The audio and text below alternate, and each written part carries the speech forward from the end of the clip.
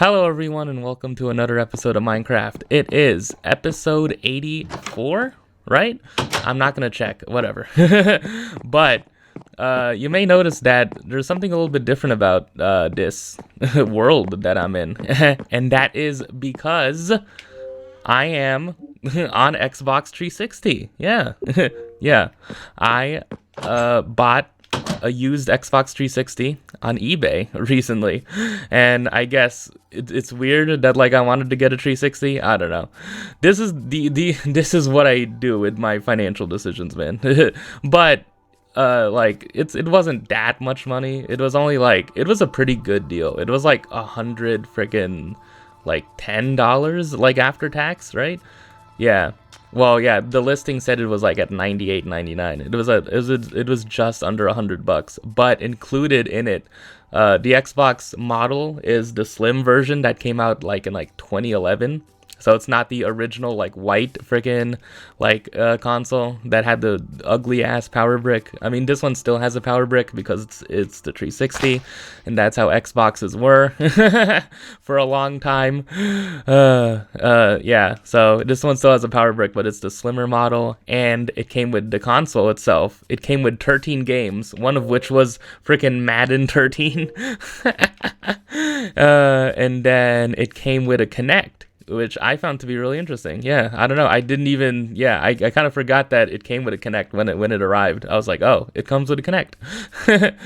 And yeah, it came with two controllers too, which were kind of like in like very not that good condition. So you know, I'm not using those. So yeah, it did not come with this copy of Minecraft. Funny thing is that when you go online, well, yeah, I imported my profile here from my Xbox One and Series S, whatever, and I imported it onto this console because I had a 360 previously, and it's old, man. It's 15 years old. It is 15 years old, going on 16. The disk drive is just does not work. I have to literally slap the freaking console like where like the freaking disk tray is to freaking get the freaking tray to eject, and then when it ejects, I have like a freaking I have to hold it open with both my hands to make sure it doesn't close again. Like that's how broken it is. And like and half the time when I plug in the power brick, it like the second I press the power button, it turns red. It literally turns red. So it's like, yeah, those are some of the reasons why I wanted to get a new 360. I don't know. And, you know, maybe just, you know, maybe I care a bit more about this whole physical media thing and keeping freaking physical games. A little bit. I don't know. I guess I just thought, like, if I had a little bit of extra money, so I guess I should have got this, like, a while ago. But, you know, I've been, like, procrastinating on it. It's not a super important thing, so I don't know. It's weird. Like in the past years, I've just been spending so much money on literally video games, man. It's I don't want to. I don't really want to necessarily, but it's just a thing, man. It's just a thing. Oh man, I've been making moves on that end. Unlike certain teams, basketball teams who are in the southern part of California. I'm trying to be more slick about transitions, but I don't know. What can I really say? I mean, yeah, how can I transition from talking about getting an Xbox 360 to the trade deadline in like a very succinct way? I don't know. Well, yeah, the trade deadline happened. I don't think I have to spend too much time on it. Yeah. This is not gonna be a freaking Oops All Basketball part 2, okay? I'm gonna talk about other things, hopefully. Even last episode, I freaking jammed in, like, talking about reylos for some reason. I don't know.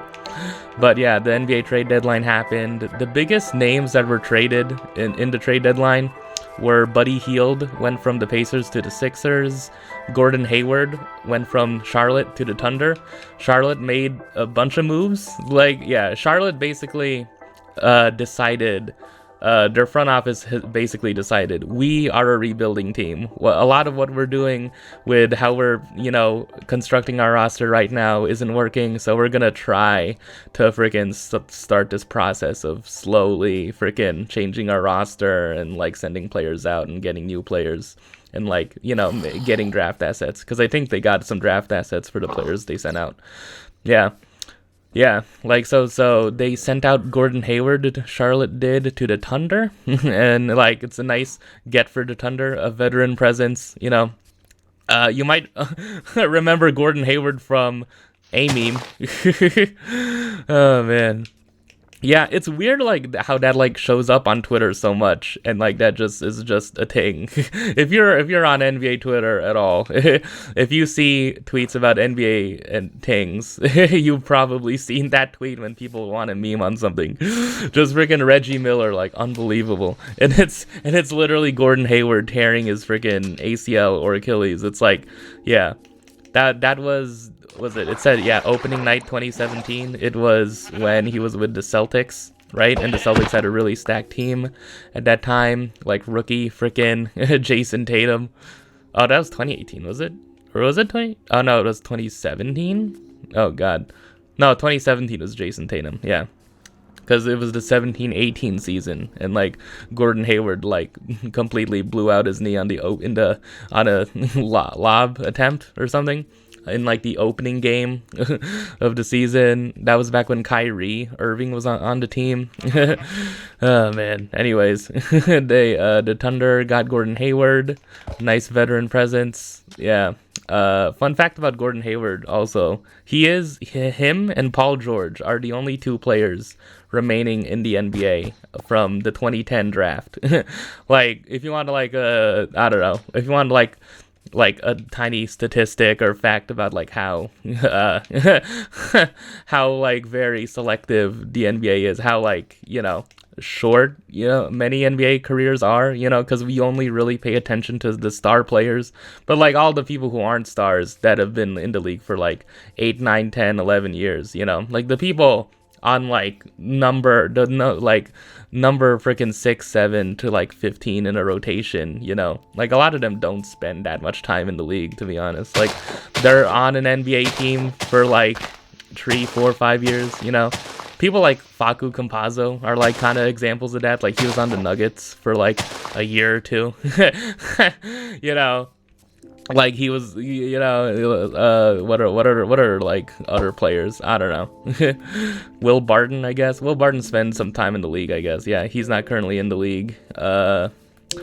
Freaking yeah, okay. I'm not. I guess I don't want to like name too many players. Just like players of that caliber. Thanasis Antetokounmpo is probably someone, but I don't know how long he's had his job. I don't know how long he's had his freaking roster spot.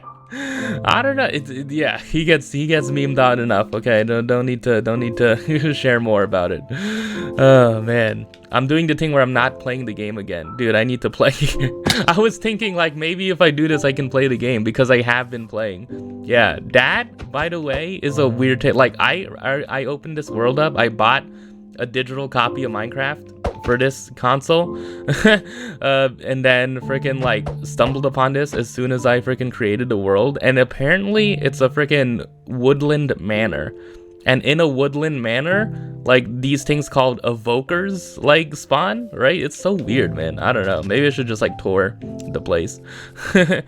Yeah, it's a weird thing. Yeah, I don't know, like, but it's cool looking, but like when I first entered it like every freaking room was dark. So anyways, the trade deadline, any other freaking moves? The Lakers didn't make any moves, said that. The Clippers, I don't think made any moves. Yeah, the Suns traded away 4 players for Royce O'Neal and David Roddy from the Grizzlies, and Royce O'Neal was from the Nets. Yeah, he was still on the Nets. And then yeah, any other friggin' like decent, any other moves that were like worth talking about?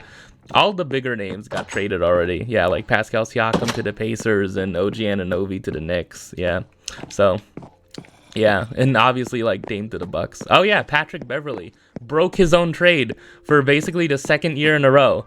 And he broke his free agency signing at first, and then he broke his own trade this season with him announcing that he's getting traded from the Sixers to the Bucks. So yeah, he's reunited with Doc Rivers. Doc Rivers' record as the Bucks head coach is 2-5 now. Good for him. Yeah, these are like allium. Yeah, these are like some rare freaking violet flowers. I think like where the Xbox 360 version and the Xbox One version is, like, update wise is the same, but I don't know. Let me like try to find some dye. You need other stuff for magenta dye. Why? There you go. I could color the bed. Yeah, okay. Let me try doing that. I don't know, just to do something. Anyways, yeah, were those all the major moves? I'm sure I must be missing something. Yeah. I don't know. I already talked freaking I talked my own freaking self off about basketball just, last episode. I do want to talk about other things, but I don't know. Yeah, I guess like if I want to talk about another thing, still in basketball, but yeah. I think if you are paying attention to the league, you might know a certain player on the Sixers is out with injury right now, and basically the official reporting on it is that he will be out for at least the next 4 weeks with a meniscus, and there was a procedure surgery done on his meniscus, and it's like unclear on whether like there's a Woj tweet that said it's a flap, and like, yeah, I don't know, there's like so much, it's not the 100% clear, but what is clear is that Embiid's meniscus is like the cause of his injury, and it's a new injury. It's not the injury that was keeping him out before the Warriors game. It's a new injury, so yeah.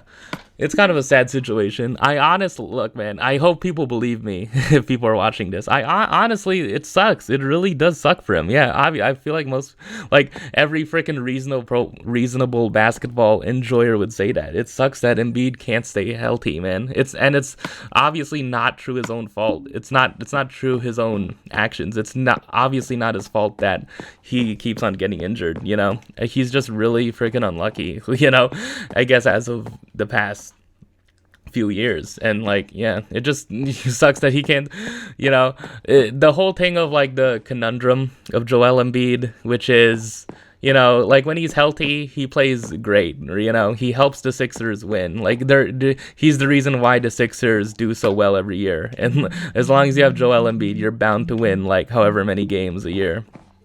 At least like 40 something games, like 50, and yeah, that's the thing. The Sixers need Embiid to play at that level in order for them to win that many games and get a high seed in the East, and then that'll help them in the playoffs. But it's the thing that every year something happens in the first round. They have an easy opponent in the first round, and something just unfortunate happens where he gets injured. In 2022 it was the Raptors, his orbital got injured, and then it hindered him in the next round versus the Heat, right? And then just this recent year, it was just his knee with the Brooklyn Nets, and then it carried over to the Celtics series, and it's the whole thing. It just feeds into an unfortunate cycle, a very unlucky cycle for him, where he just keeps on getting injured right when the Sixers need him most, which is the second round of the playoffs, and he hasn't been 100% healthy for a playoff run in how long, I don't know if he was 100% healthy in the bubble. I don't know. I wasn't paying attention to the Sixers necessarily at the time, but it does kind of just suck that he hasn't had the ability to remain healthy. And again, it's not his fault, I honestly do want to see him make the finals one day, maybe not in the near future. If I'm being honest, I didn't want the Sixers to win a championship this season. I didn't want the Sixers to make it to the conference finals this season, even though it probably would have been the best season to do it, because narrative wise, just the fact that James Harden got traded away, and Tyrese Maxey took a big leap in his development, and Embiid and Maxey seemed to be the duo that was gonna friggin' run things from there on, you know. Yeah, I mean, it is like great story wise, but I don't know. Look, again, I have to be a hater on certain things, okay? I'm a hater on the Sixers, not on him. Like, I can like separate the two, okay? If anyone wants to know clearly my opinions, I am generally, as my NBA fandom is, anti Philly team succeeding, okay? In the NBA, okay? But as far as Joel Embiid specifically, I do feel bad. Like, I do. It just sucks. It really is. Like, yeah, I obviously, like, last season, you know, like, I absolutely was fine with him winning MVP. It was just the whole, like, you know, the noise around it and and whatever was said with stat padding or whatever, you know, that was the thing that slightly annoyed me about it. If you remember those episodes last year. But this year he was going to obviously win another MVP. He absolutely freaking deserved it. He absolutely was gonna win it and be first team all NBA and freaking, you know, I would assume that had there were financial stakes in that. And yeah, you know, it's when he first started missing games, people were kind of like having rumblings about, like, you know, him possibly missing the 65 game threshold, you know, and, you know, there's been a lot of debate about that. Like, is it fair? You know, I think generally, if you want my opinion, I'm on the side of it's fair for MVP, but like maybe we shouldn't have the 65 game threshold for all NBA. Like, it's fair for MVP that like an MVP award winner should play 65 games, you know. Part of like your value should be, you know, at some point showing up to a majority of the games. So I don't know, but yeah, like he definitely was gonna win it if he met freaking the threshold. Like even if it was like 64, right? Like I guess he would be eliminated by the rule, but like everyone would be like, nah, he deserved it, you know. I don't think he's going to play enough games to match, like, 60, like, to get to 60 this season. But, like, I don't know. He definitely was going to win another MVP. And, like, yeah, it's just sad that these injuries just keep on happening, you know?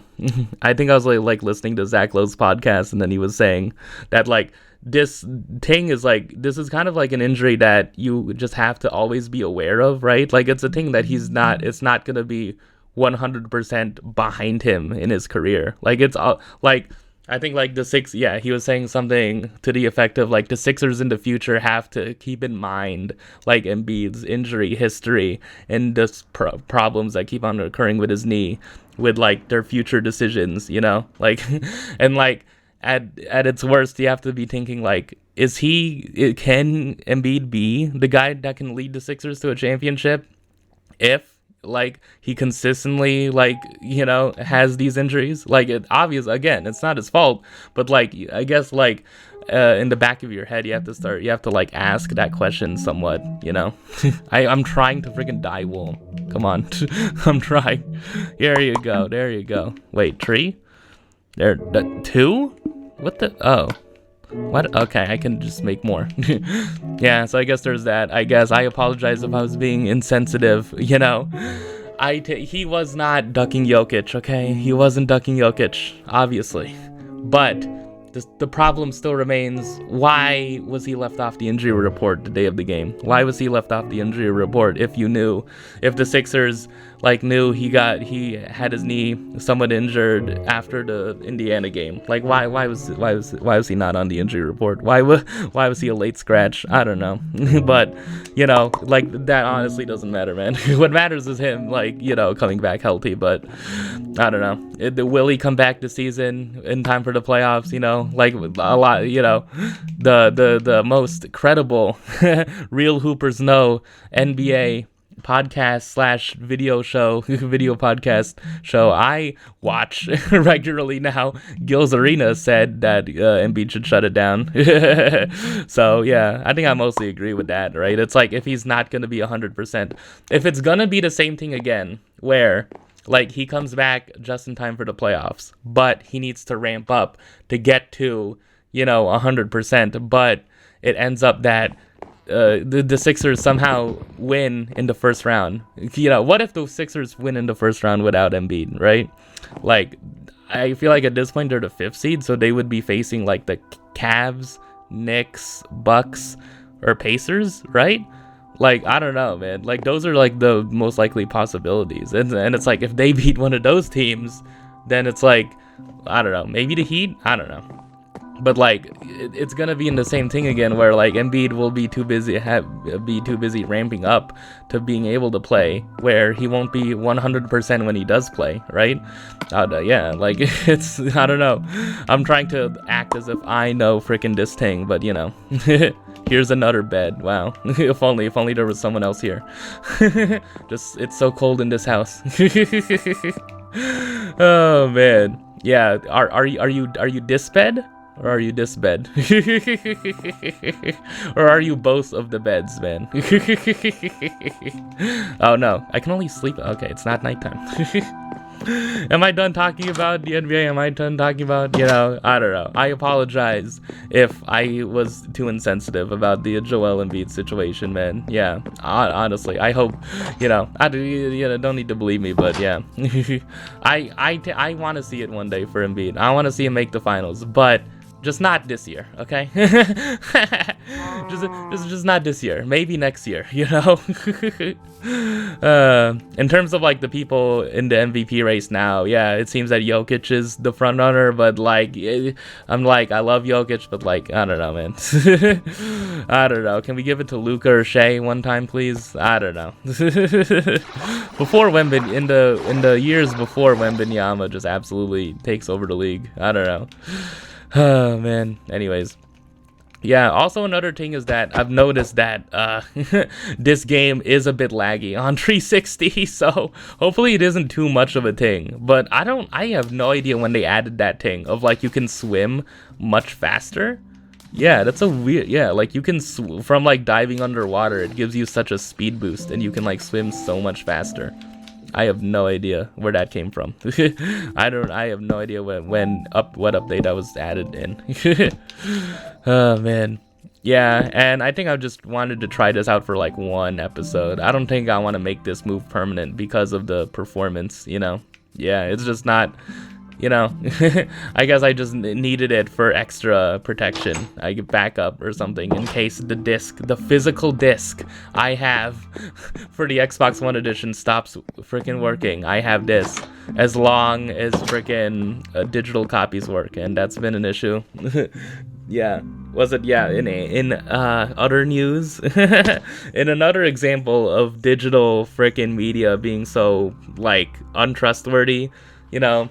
A few years back, Crunchyroll, whatever, yeah, this company behind Crunchyroll bought Funimation, and as a result, they're merging now. So, like, the Funimation is shutting down its app and web service. So, people who bought digital copies of anime on Funimation will no longer be able to access those digital copies. And yeah, another example of like digital media like not being trusted, you know.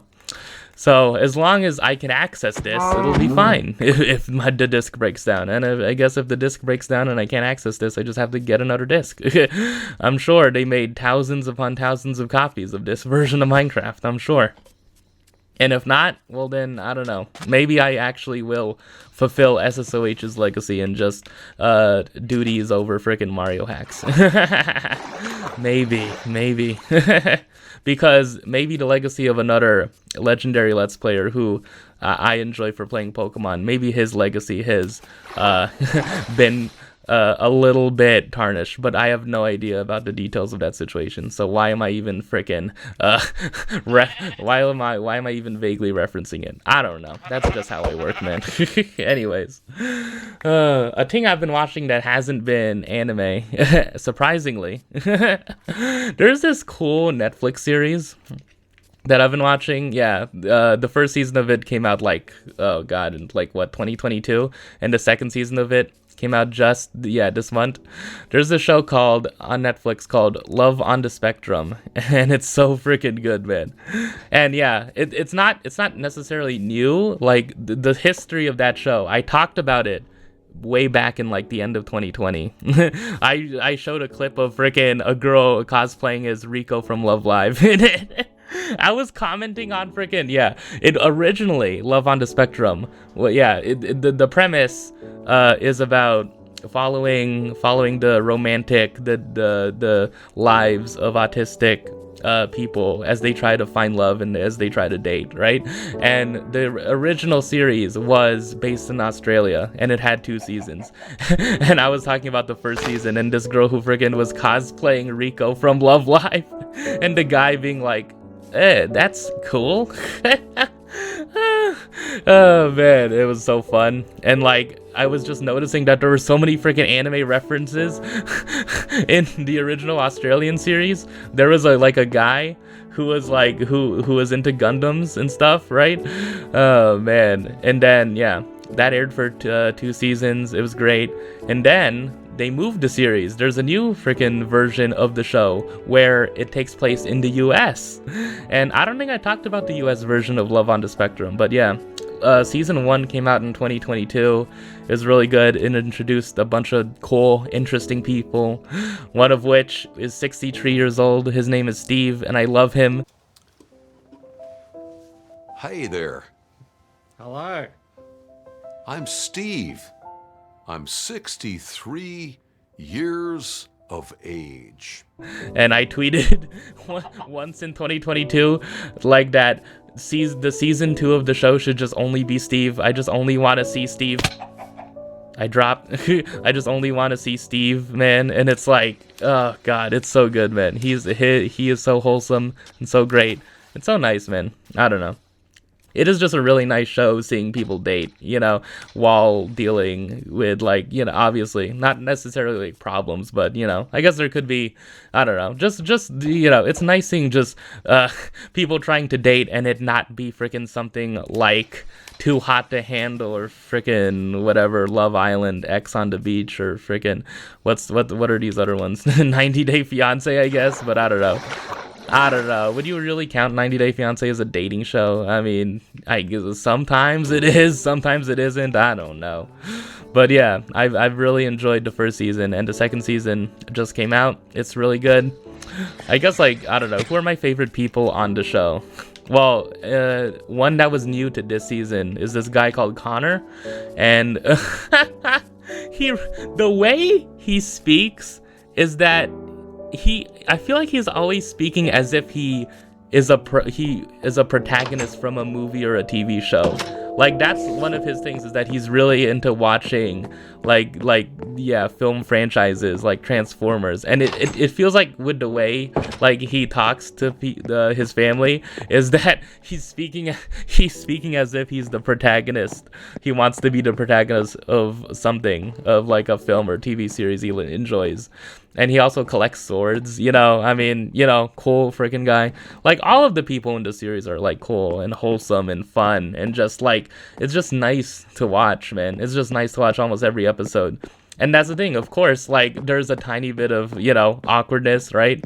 And also, it's interesting that after the first season came out, I remember seeing, like, a tweet that posted a TikTok whose point was basically, like, are the editors of this show, like, making it intentionally, like, more awkward, making the scenes of the show more awkward than they already are? Like, when the people with autism go on dates, many of whom also are autistic, right? Like, and like, are they making like the interactions they have on these dates like more awkward with the way they edit them? I don't know. Like, I kind of don't notice that. I kind of don't notice that, like, with this season. I think maybe it was probably a stronger thing with the first season. I don't know. Yeah, I think like it was like shown the example of one of the guys on the show. Oh snap! It's auto saving. Oh, I didn't. Why did I turn auto saving on? Yeah, well, one of the guys on the show is called James, and he lives in Boston, right? And like I guess he's into medieval stuff. I guess like I don't know. He's all of the members of the show are very wholesome, and like I guess he was going on in season 1 he was going on a date with this girl for like 2 times, and then like the 3rd time he went on this date with a girl he was trying to freaking court. At the end of it, she friend zoned him.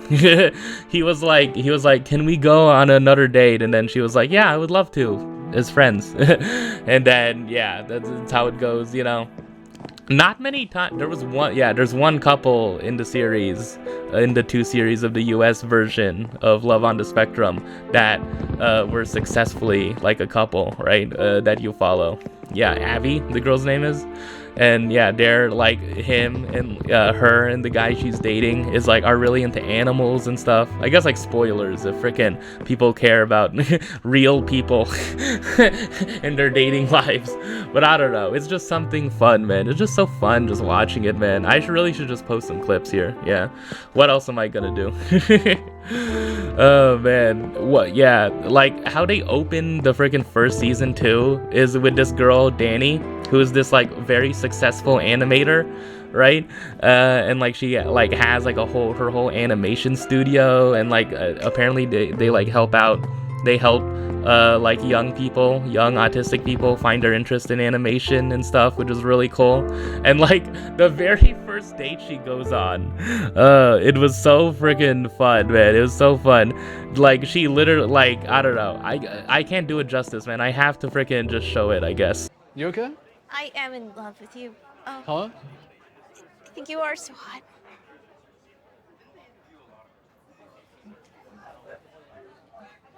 What's up, Solomon? Oh, I just want to take a little break. Yeah, sure. The way she just like blurts out like her friggin' what she has in her mind to this guy, and then like at the end of it they're just like kissing and stuff, and then like in the middle of the freaking date the guy's like, can I take a break? I mean, I don't, like, he was just like, dude, this is going so well.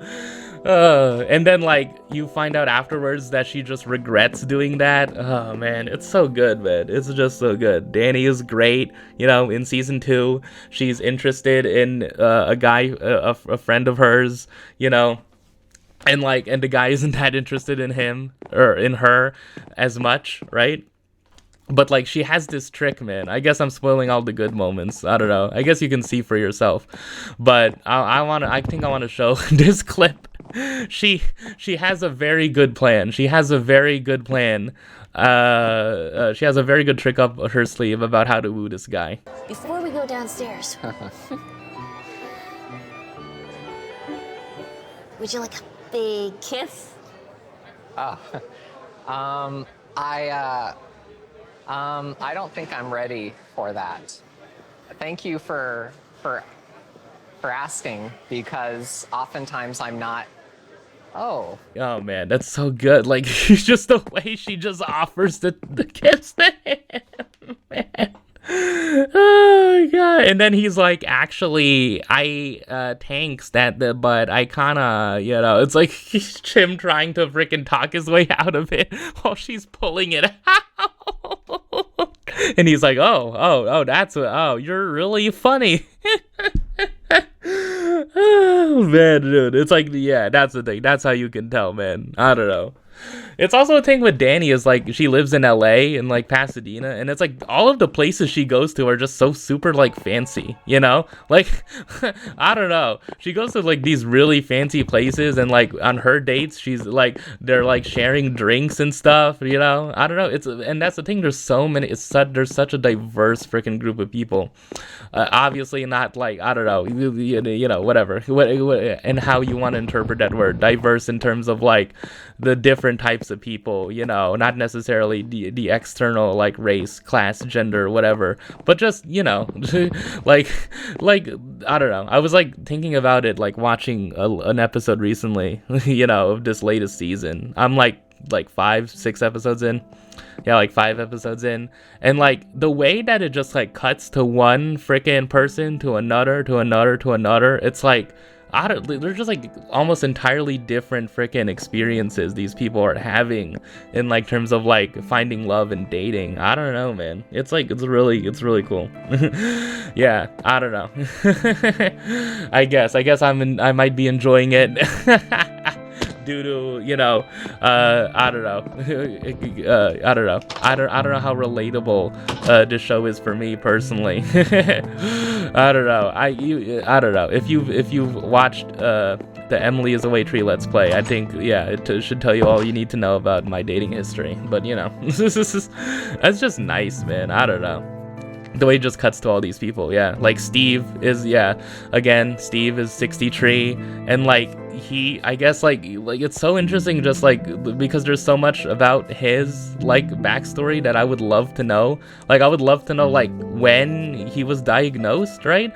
Like, I don't know. Like, I would love to know, like, how long and, like, what he's been doing as a career or a job for all this time. Like, I want to know, like, what his relationship with his parents were like. I want to know, like, if he's, yeah, like, I want to know how he tried making friends early on. Like, there's just so much freaking interesting stuff about Steve in particular that I would love to know, man. I would really just appreciate just an entire 2-hour film documenting Steve's life. You know, that would be amazing, man. That would just be so great. I don't know. And I guess, like, he has this quirky thing about him where, like, he tries to make, like, puns and wordplay about things. I don't know. Like, if someone, yeah, like, she met someone and her name was Sharona, and then he's like, my Sharona, like the song, you know, something like that. I guess that's, like, one of the ways, like, he's a bit quirky like that. I don't know. Yeah, there's just so many interesting people, man, in the show. Connor, you know, yeah, him, one of the new additions to season 2. Like, I mentioned, yeah, his sword collection, him, like, feeling like he's a protagonist, and, like, there's the scene with this when he's speed dating, right? Oh man, and then there's the scene in the middle of it where he's just, like, overcome with anxiety, right? After, like, meeting someone who, like, he knew previously, right? From where he works, and, like, he's just outside and just talking to himself, and just, I don't know, man, I just felt so much in that moment. I just felt so much. I'm like, god damn, this guy, man. And then he calls his mom, and then his mom is just one of the best mothers I've ever seen. Just, like, talking him down and comforting him. Like, his mom and his freaking sister are just so freaking supportive. It's like, god, like, dude, like, everyone needs a family like this, man. Everyone, man. Yeah, it's interesting, like, just, you know, seeing, yeah, with him specifically, just seeing the support, like, his family has been giving him, right? And, like, his mom just being a really freaking cool, like, person who just wants him to freaking find someone, you know? Because, like, they comment, like, when he's not around, of, like, he spends most of his time alone. Like, he doesn't have any, like, text messages coming from people other than his family or us, you know? Like, his phone is completely empty. He just spends time alone with our dog, and that's it, you know? And I'm like, is that so bad? Is it better than spending time alone playing frickin' the Xbox 360 edition of Minecraft that's frickin' laggy, man? Dude, I'm noticing the lag so much, man. Look, it's only gonna be for one episode, hopefully. Oh man, why am I swimming so fast? Why did they do that? Why did they update it so, like, you swim faster like that? That's so weird. I guess it's kind of cool, but it's also like, did you need this? I don't know. Here you go. Nope. Yeah, I don't know. Just yeah, watch it if you're interested in stuff like that, and freaking people trying to find love and date, but just in a very wholesome way, not in, you know, the I'm in a situationship, freaking, like, whatever freaking this thing is, man, whatever it is. Karen O said there's no modern romance. Yes, there isn't. There is not any. but I don't know. Watch the series if you want to feel a little bit more hopeful about dating in freaking 2024, man. Please watch it, man. It's just so good. Anything, I could just talk the rest of the episode about it. I don't know. I guess I'm spoiling so much, like, already. There's this girl that got introduced in, like, episode 4 of the new season, and she goes on this date with another girl, and it's like, yeah, again, it's a really nice, wholesome, sweet freaking thing, right? Like, they like end the date like blowing dandelions. It's like, yeah. Like, yes, like that's the stuff that goes on in this series. I guess I'm spoiling so much of it, but I don't know, man. Yeah.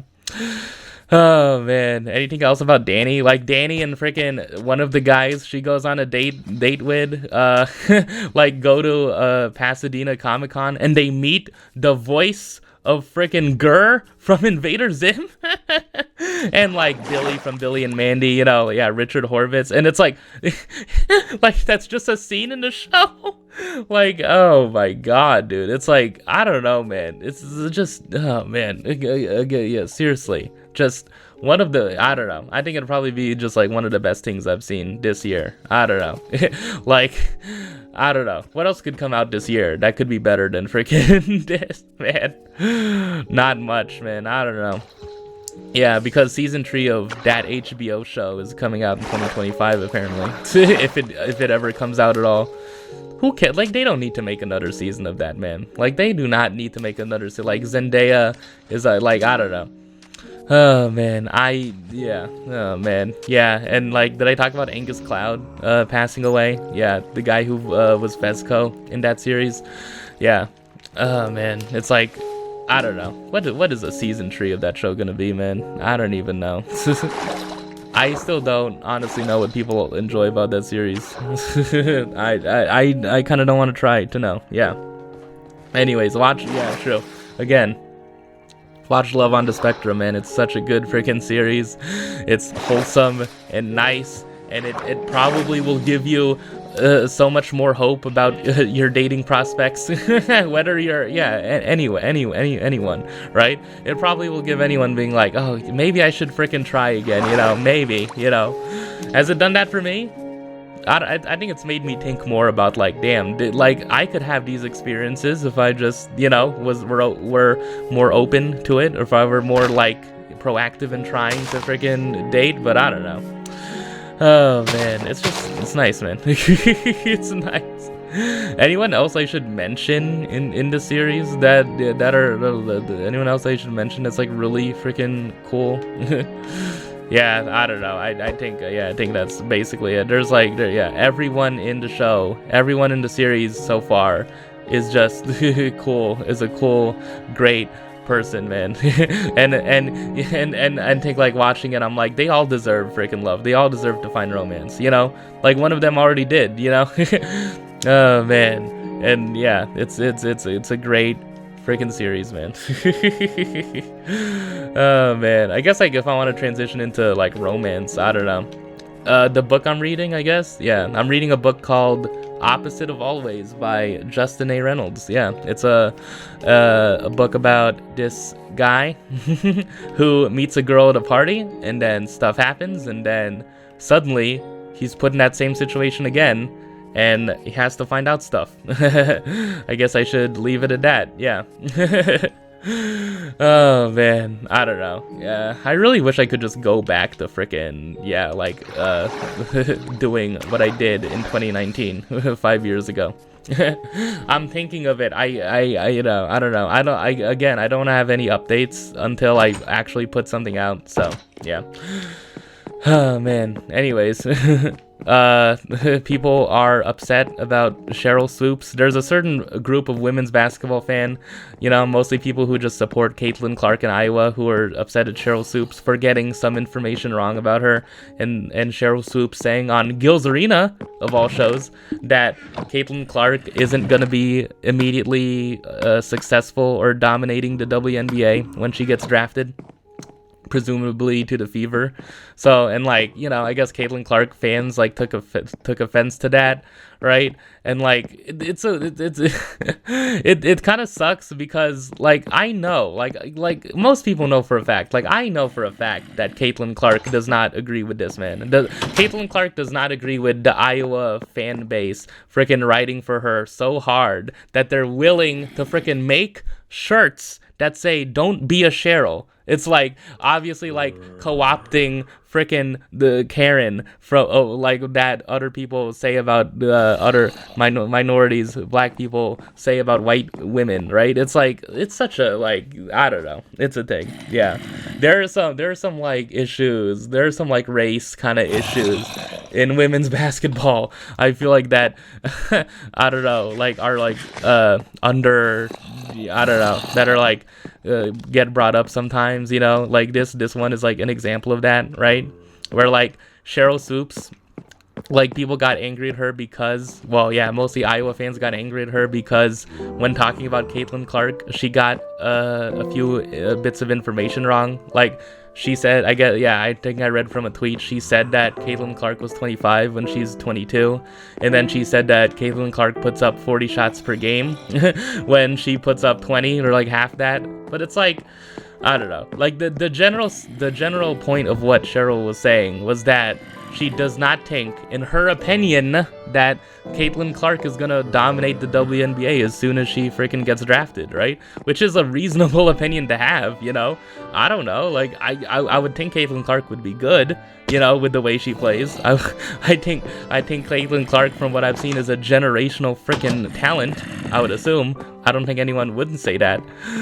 Yeah, but it's like, yeah, like, you know, like, yeah, I guess the point I'm trying to make is that, like, Caitlin Clark herself would be against, like, calling Cheryl Swoops out, you know? Like, Caitlin Clark herself probably is like, why are you doing this for me, man? Like, why am I developing such a cult freaking fan base that they go after people who are just freaking, like, that they go after literal legends of the freaking WNBA? Literally, Cheryl Swoops, you know? Being part of the Houston Comets in the early years of the WNBA, who won 4 straight championships from 1996 to 2000. They were a dynasty, right? It's like, yeah, let's, like, I don't know, it's a weird thing.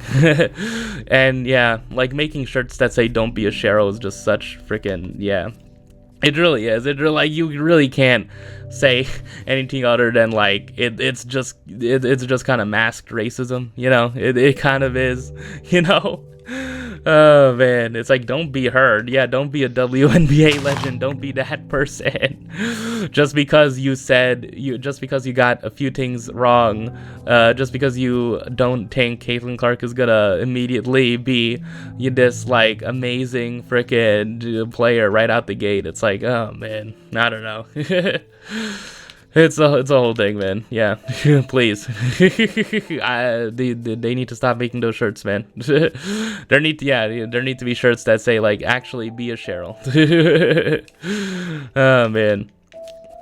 It also follows in the wake of another, like, discourse kind of thing in women's basketball, I guess. Well, related, you know. Becky Hammon earlier made a comment about Jalen Brunson, and the Knicks are doing extremely well right now, so, like, I don't know about how those comments sound now, but, like, Becky Hammon on NBA Today, like, a few months ago was asked, like, do you believe in the Knicks as a championship contender? And then Becky was like, I don't think so. Jalen Brunson's only 6'1". Like, your best player can't only be 6'1". He's too small, right? And then, like, you know, like a couple weeks ago, Candace Parker, on NBA, on TNT, said, that, like, that, like, Jalen Brunson had a good first round of the playoffs, last season, but the second round, he didn't do as well, and then people just brought up, like, his stats were, like, decidedly better in the second round than in the first round. Yeah, and then, you know, it's a whole thing. Look at WNBA players beefing with Jalen Brunson specifically. They have a problem. These two WNBA players do not, former players, you know, well, Candace Parker's still in the league, obviously. She just signed with the Aces on a 1-year deal. And also, Nneka Ogwumike decided to go to the Seattle Storm.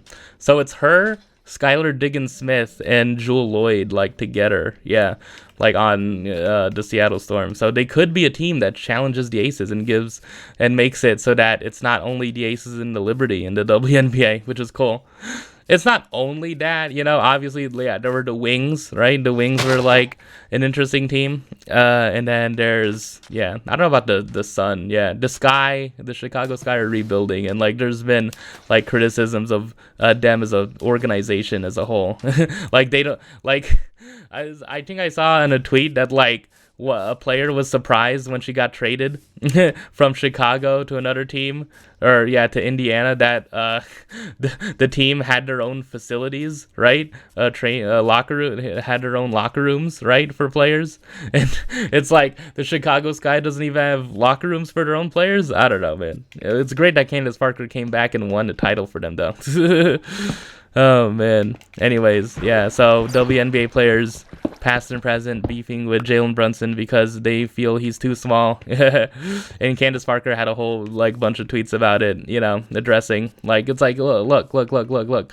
I understand your pain. I'm a Chicago Bears fan. Something like that. I don't know. I don't know if she addressed like her comments directly, but you know. Oh man, yeah, I think it's the larger point. Women make mistakes sometimes, man. People who commentate on things can make mistakes sometimes, but like it seems that like women get way more criticism if they get a thing wrong than men do, right? It's like, yeah, look, not to be too, you know, not to be that kind of, not to be that blunt about it, but yeah, makes sense, right? Like a woman gets something wrong like on a broadcast, it's like so much freaking like more freaking comments talking about it than if a man gets something wrong. Like I don't know, I think I generally agree with that, especially if it's like on the same freaking issue, you know? Yeah.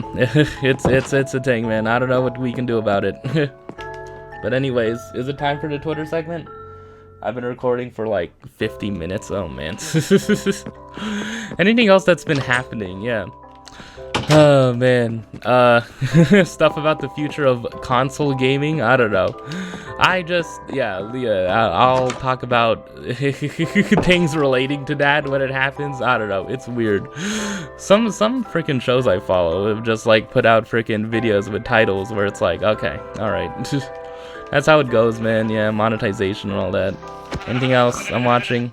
I'm still rewatching anime. Yeah, the latest anime I'm rewatching, Toradora, man. And I'd just like to make the definitive sweeping statement that like I feel like I could read a bunch of Ali Hazelwood books. I feel like I could read a bunch of adult romance in that kind of vein of like Emily Henry and Ali Hazelwood, Sally Thorne, Christina Lauren, and like I don't think I could find many like scenes in any of those books that are like as romantic as some of the stuff that happens in Toradora, man. Like I don't know, Toradora is like I don't know, it is yeah, I don't know. I feel like I generally liked it when I first watched it. I was like, yeah, it's pretty good. But yeah, now I'm like, no, it's like a genuinely like a top tier romance anime. It is one of the best romance animes, just, you know, ever, you know? it's that good. It's really freaking good, man. I don't know. You should watch it, you know, if you're not turned off immediately by the fact that it's an anime, you know? But I guess I don't know. I'm not turned off immediately by adult fiction, you know? I just got some adult books, yeah. I got a book from Thrift Books, yeah, called The Gangster We Are All Knowing For by a Vietnamese author. And I got another book by a Filipino author called The Mango Bride. And yeah, I got another book by a Japanese, Hawaiian American author called, God. Let me frickin' check it. I can see. There you go. I am keeping this in the recording. Wild Meat and the Bully Burgers by Lois Ann Yamanaka. There you go. That's, yeah, true. It's weird because when I got it and it arrived and it's like square. It's not like the length of a normal paperback book. It's like shorter. It's a weird thing, yeah. Those are the kind of adult kind of like books I want to read rather than, you know, romance, you know, it's fine. But anyways, I guess what comment am I making? I feel that Toradora does romance better for me than any adult romance story I would potentially read. So there you go. Maybe I'll write something longer about that, but you know, I guess that's just the general statement I want to make. Anyways, am I ready for the Twitter segment to be here? I don't know. I've been going for a while, yeah. I don't know. I thought it would play the game more, but yeah, it just ends up me doing this all the damn time. Oh man, anything happen in on the internet? Oh yeah, Drake, you know, I guess, cool. The Grammys, how did I forget about the Grammys? Yeah, Fast Car, really good song. People getting angry at a tweet of being like, yeah, people are getting angry about the interpretation that Fast Car is a hopeful song, right? Instead of like people being like, no, it's actually the saddest, one of the saddest songs in existence. You shouldn't interpret it as hopeful at all. Yeah, okay. And it also like redeemed like Luke Combs in so many people's eyes. Like, yeah, the guy who covered it and like it got success on the charts, you know? Like we were like, yeah, just the way that like Luke Combs like looked at Tracy Chapman during that performance with such like respect, you know, and like admiration. Like he's like, oh my god, I really get to freaking play this song with her, man. She's a legend, you know? Like he absolutely had like respect for her in that performance, you know. He absolutely like let her take the wheel mostly, you know. Like he was just there to support and he was just happy to be there, which is nice. You know, someone you might have heard of announced a new album. Oh man, I mean, look, man, I don't know much about poetry or poets, you know. Like I think my favorite poet is probably Sandra Cisneros. Even the way she writes prose is just like poetic, yeah. Elizabeth Acevedo too, you know. I guess if I were to say, I mean, Sylvia Plath, I've read some of her poems, you know. I don't know, yeah, not too much of a poetry person, you know. I should try to be more of that, but yeah. Jason Reynolds, I guess. Yeah, if you read like, yeah, I talked about it. If you read like Look Both Ways, like the way like Jason Reynolds freaking writes his prose, man. I love the way he writes his prose. I love his prose, man. Like just yeah, just like the way he writes like certain freaking things in just such a poetic freaking way, you know. Yeah, but yeah, I don't know if any of them are tortured. I don't know if a department should be made of them, but yeah, it's a new album.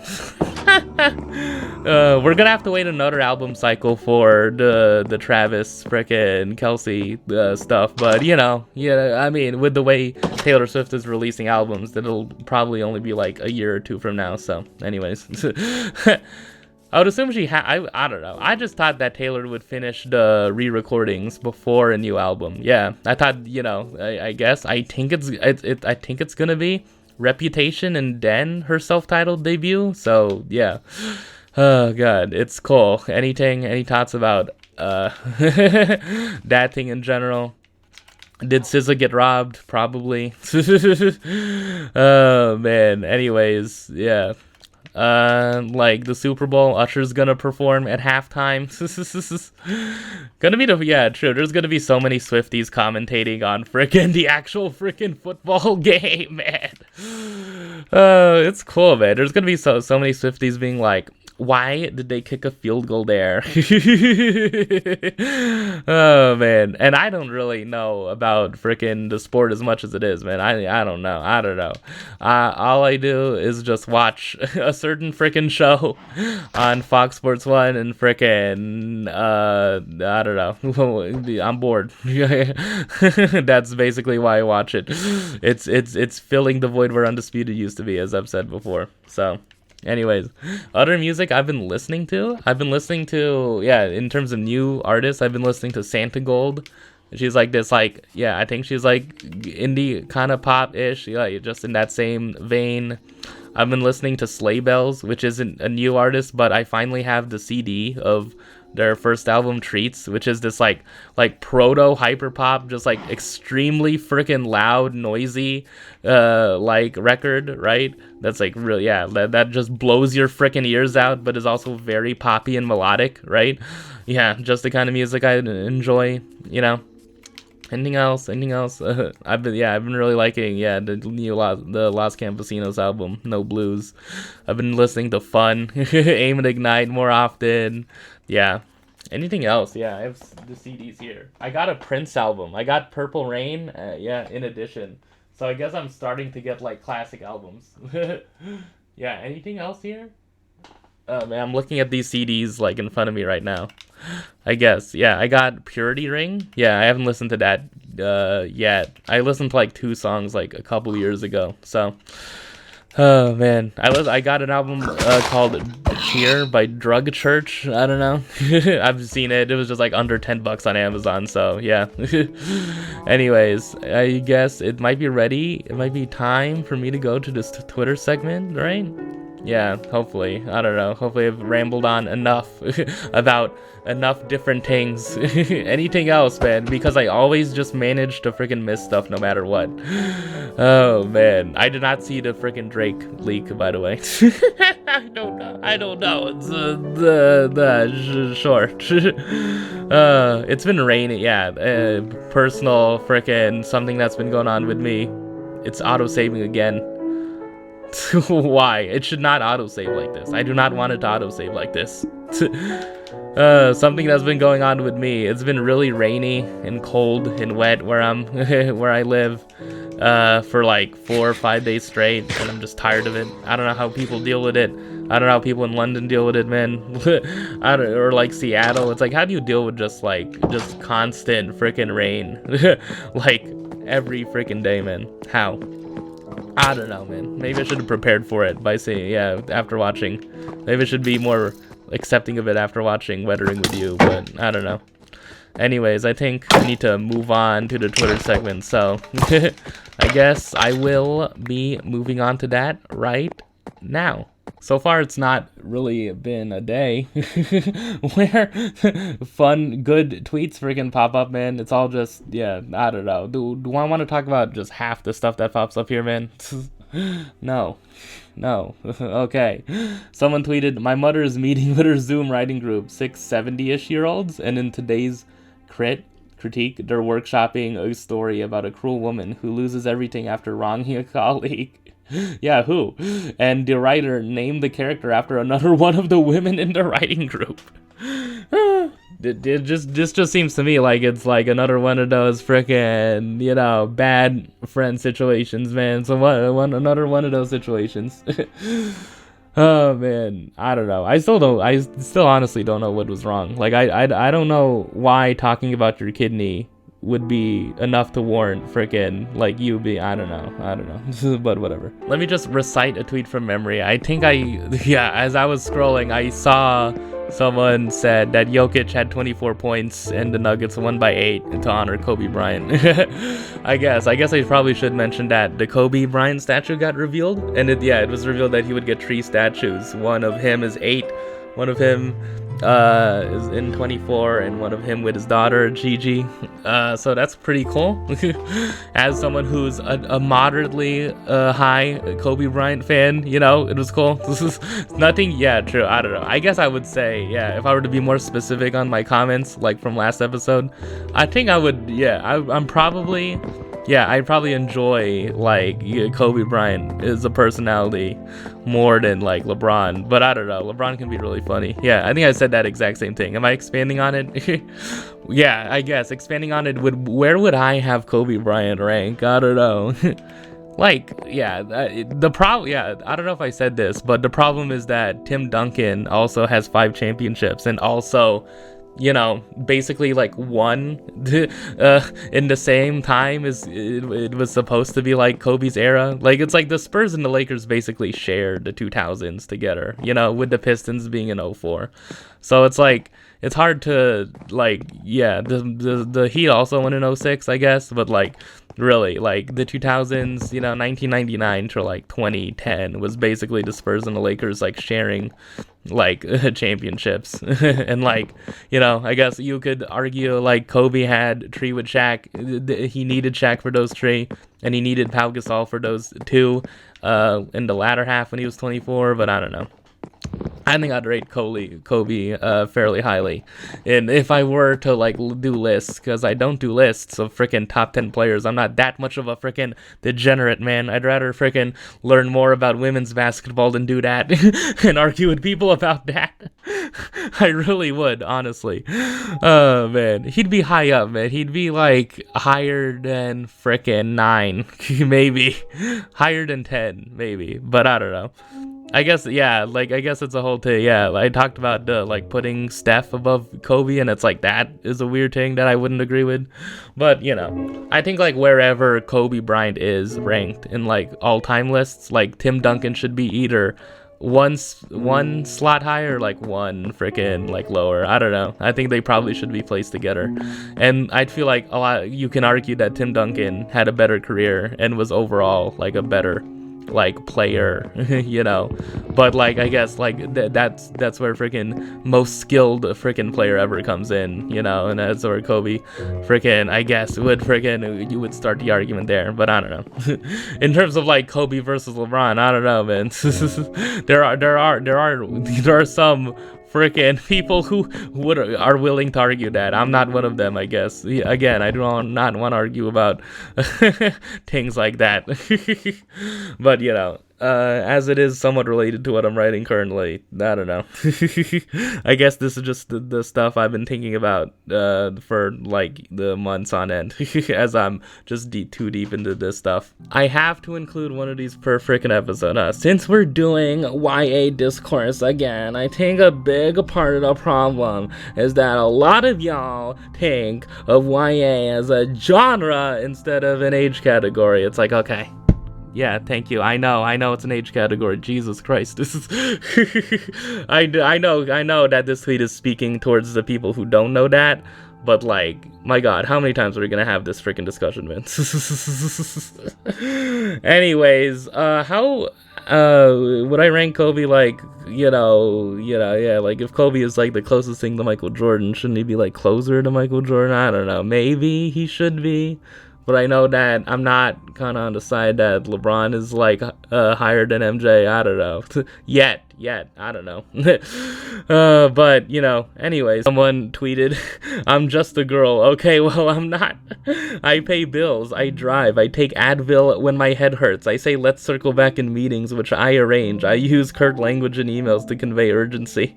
My slide decks command respect. I am feared by Dwayne. When's the last time you stood up? Oh, man, dude. Oh, God. Yeah. Does that need any more commentary? Circling back in meetings which I arrange. I use curt language in emails to convey urgency. Oh man, driving, that's a thing. I don't know, what's that like? Someone tweeted, a win is a win. But if I'm Denver, I treat that game last night like a loss. Darvin Ham really figured something out with Jackson Hayes in the game. That's one of those small adjustments that could win a series.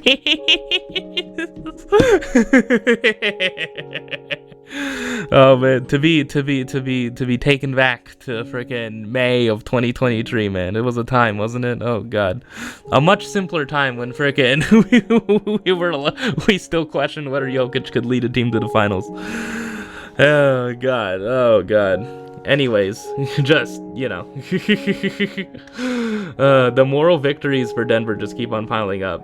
Yeah, and yeah, I guess they just lost to the freaking Kings, but it's a back-to-back, and it seems, let me see, I'm on my phone right now. The Lakers are up 15 on the Pelicans. There's 6.5 minutes left to go, so I guess they're gonna win. Yeah, did I talk about the Lakers like outlook overall? I'm just like bringing it back. Look, man, I'm sorry, but there seems to not be as many good tweets. I mean, just saying, man. Can the Lakers freaking make a postseason run like they did last season? Maybe, if they get the right matchup. I still think that there's a chance they can beat the Thunder, but I would pick the Thunder. There's a chance that they can beat the Timberwolves. I'd pick the Timberwolves. No chance they beat the Nuggets. No chance they beat the Clippers fully healthy. So, yeah. That's basically where I'm at with them right now. Anyways, let me just try to look for just a few more things, man, before I freaking end the episode, I guess. Someone said, sometimes people are just annoying and that's enough to hate them. You don't always have to find a way to make it about social justice, too. They're not problematic. They've got a weird voice. Is it okay to hate someone for extremely petty reasons, man? I mean, it depends on, I don't know. It just depends on how you look at it, yeah. I remember seeing like another previous tweet that like, yeah, well, it's about a different kind of thing. It's about like, you know, holding on to hate towards people who've wronged you personally, right? I think like, yeah, a rapper was saying something to that effect, and like someone quote tweeted it, agreeing, being like, yeah, as long as it doesn't make you a bitter person, and like you are, you know, and it's not weighing you down, right? Yeah, absolutely, you can keep that, you know. It's fine to just like hold on like to hating someone if, you know, your life is like overall like, you know, fine with you doing that. I guess I would agree with that, you know.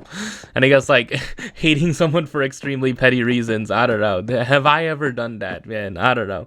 If you are a person who hasn't done that at least, you know, once or twice in your life, I don't know, I kind of don't believe you, man. I kind of don't believe that there are people who have absolutely loved everyone freaking they've ever met and don't have any people that they're annoyed with, and like that annoyance turns into like, I'd rather them just not speak. I'd rather them just not freaking be around, you know? Like, I guess, like, yeah, not like in terms of, not in terms of being problematic, just in terms of like, yeah, maybe it is just they've got a weird voice, you know? I don't know. But yeah, but it's, yeah, I mean, I guess like to be on the receiving end of that, being the person who people are like, ugh, I'd rather them just not be there, you know? Have I ever been that? I don't know. I've always feared that I've been that, but I don't know. I guess I just don't focus on it as much. I guess I'm like, I guess I just focus on what things I can control, I guess, or just try not to focus on it, you know. Try not to think about like, do they think that I'm annoying, you know? If I want to bring this to the topic I always bring this to, Grant Williams was written. It was written about like today, like after Grant Williams got traded to the Charlotte, right? And then the Mavs got PJ Washington for a first round pick, and they got Daniel Gafford for a first round pick. So like there was like a report after he got traded to the Celtics that, you know, like Mavs, like the Celtics liked Grant Williams, but he graded on his teammates because he was a bit annoying. Like he would talk all the time and never shut up. And it's like, it's such a friggin' weird thing to just like report about a teammate. It's like a player. It's like, yeah, we like you, but you're just annoying sometimes, man. It's like and that may have had a hand in why you were traded, right? Or like why they were so willing to press the button to trade you. And then with the Mavs, like, was it he switched from wearing Luka Doncic's shoes to friggin' wearing Jason Tatum's shoes, right? And it's like that he found that as reason enough. It's like, he's annoying, man. He's freaking, come on, man. So someone tweeted he got traded twice for being friggin' annoying. It's like, what? I would like to take that Grant Williams isn't as annoying as people make him out to be, man. He really, I guess he should prove to the NBA world that he's not annoying as the friggin' media are trying to make him out to be. That would be my crusade if I were Grant Williams. I've never been that. I've never been the annoying person, you know. I feel like, but I would like to think that everyone in their life has like had someone that they found annoying for no good reason at all, you know? Like, maybe there are just some like ultimately really good people who haven't thought that, but I don't know. I think more likely than not, there are people like that. There are people who are that petty. I admit I have been that person sometimes, but I'm trying not to be, okay? That's all you can ask for, right? Just to try to improve, you know? Someone tweeted, name a scam, and then someone quote tweeted, Apple iPhones, after a year it becomes slower, it overheats and doesn't charge past 80%. Yeah. And I guess Apple released this new thing that has gotten the internet talking, you know? It's the, I don't know, yeah, the Vision Pro. It's this, you know, VR, AR thing that a lot of people are calling out, but I don't know. It's just got me thinking that, like, obviously, it looks extremely freaking, like, weird and awkward and embarrassing to wear out in public. But it's like, I don't know. I feel like people are just commenting too much, like, what kind of loser would freaking wear this? When it's like, there do seem to be practical purposes for using it. It's just that when you're using it, right? It's like, using it when you're out at a restaurant, or using it on the subway, or using it when you're walking around the street, right? But it's like, would anyone argue against just using it in the comfort of your own home, right? It's a weird thing where I'm like thinking like the people like mocking it. It's like, yeah, like you're tweeting that. Yeah, I guess I don't want to necessarily make too much of a connection, but like, you know, I guess to me, I personally find it a little weird that you're drawing the line at that thing, but you have every other Apple product almost, right? It's like you have AirPods and an iPhone. You love the Apple ecosystem so much, right? But the Vision Pro, that's the thing you're gonna call corny and embarrassing, but I don't know. Yeah, I mean, it's like,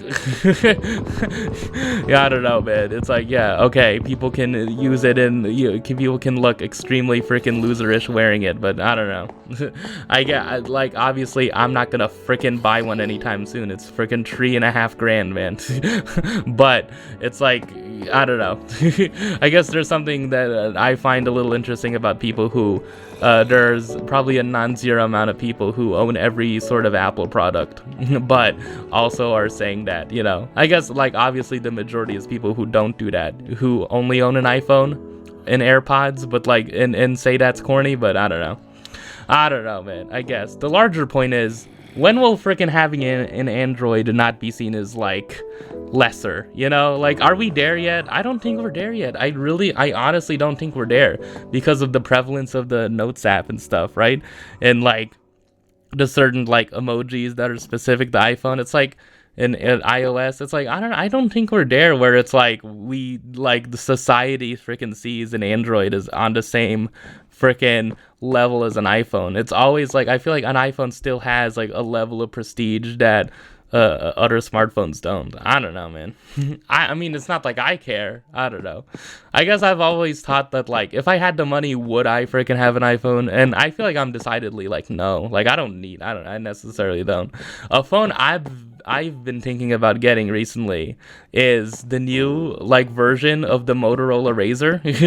If you've seen it, like, it's like this phone that, like, is a modern day version of a flip phone, but it's like obviously all a touchscreen, and you can like fold the freaking phone just like you would a flip phone. I don't know, man. That seems like a really cool type of phone to me. But I don't know, like, and owning an iPhone, yeah, not on my radar of things. I guess for me, it's just freaking books, CDs, old video games, I guess. Those are my priorities. Oh, man. So, yeah, anyways, I think that's basically it. I feel like that's basically it for this episode. Hopefully I have enough freaking tweets. There were not any good ones, man. Quick, let me go around. Freaking Spencer Dinwiddie's courtside at the Lakers game. Hayden Christensen says the Star Wars prequel films have held up well. Okay. And now Patrick Beverley is pressuring a full court with the Bucks up 39. Oh yeah, Thanasis had a freaking sham god move. Royce O'Neal was at home playing Call of Duty when he found out about the trade.